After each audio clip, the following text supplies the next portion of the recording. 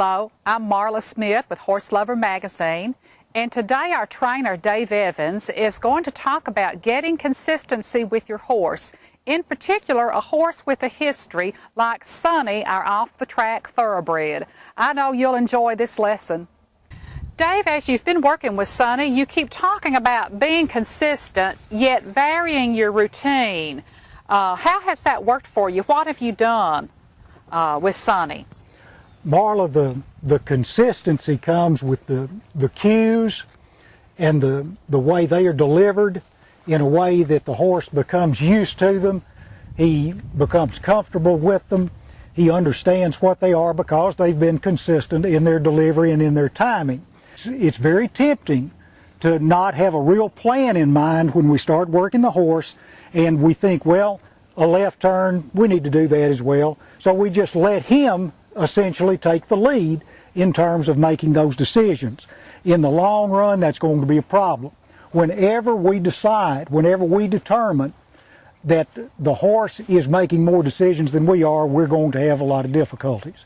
We need to have a plan when we ride. We need to decide what it is we're going to work on that day and make sure that if we feel the horse anticipating movement, that we do something different. In Sonny's case, having been on the track, there have been several things that we've had to deal with directly. One is the fact that he didn't want to stand still for mounting. That was just something that they did not care about. So, Dave, part of getting him to walk consistently is teaching him to walk on a loose rein. How have you accomplished this with Sonny? Well, the problem has been that Sonny was not used to moving on a loose rein at all. If you think about a horse, a racehorse, being led to the starting gate by a pony horse, he'll be at a tight trot. His head will be arched, and in Sonny's case, from time to time, you'll see him twist his head to the left, which is indicative of that experience of having been pulled to the left as he was led to the starting gate at the track. In order to work Sonny back down to a walk, it's just taken time and consistency. I've let him stretch out. When he's tried to start jigging, to start trotting when I don't want him to, I've created enough pressure with the hackamore, not necessarily yanking back or jerking, but having a consistent barrier that he hits on his own. So he's coming into the pressure. It's not a situation where I have necessarily created the pressure.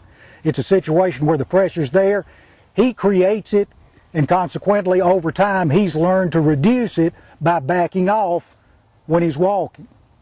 Dave, would you demonstrate that for us? Sure. Would you show us? We go back to the initial cues that we talked about. The fact that in order to initiate forward movement, I'm going to squeeze him with both legs from the knee to the ankle. The indication, the clearest indication to me of his relaxation and his willingness to move on a loose rein is going to be how he carries his head. As you see his head right now, it's down. If he starts to jig, his head will come up, his chin will come in, he'll flex at the pole a little bit, and we'll see what happens with that. I'm going to step him off and ride him around here. If you see me with one hand, that generally indicates that I'm satisfied with what he's doing, and I'm going to let him stretch out if he will. All right, he's moving, he's got his head down, and he's moving well. He's stretching, he's walking a little faster than normal, which is fine. Now, I'm not giving him any leg. My legs are just hanging. I'm not squeezing him. This is good. He's got his head down, he's stretching out, he's relaxed. This is exactly what we're looking for at a walk. He's attentive, he's being responsive to the rein. His head's coming up just a little bit as he goes downhill, indicate he's moving a little faster, but not a lot.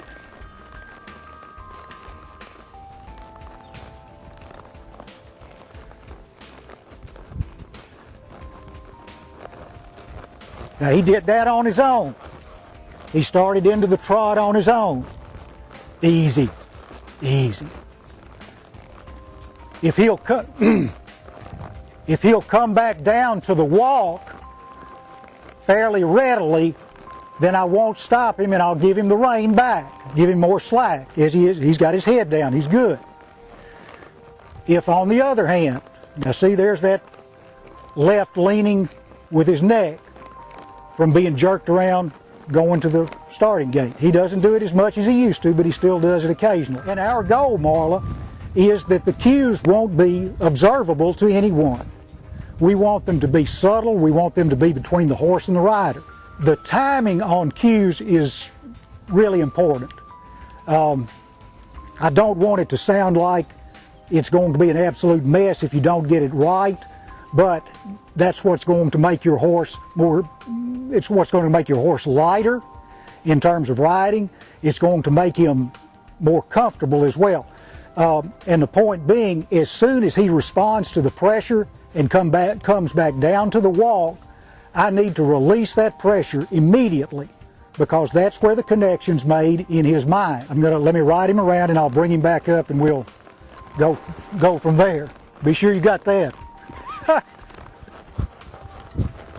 I've got a little too much slack in the rein right now to really take hold of him. I'm having to ride him a little more tightly than I would like to, but he came back down very easily. So what we're doing is we're progressing through those stages, through those transitions.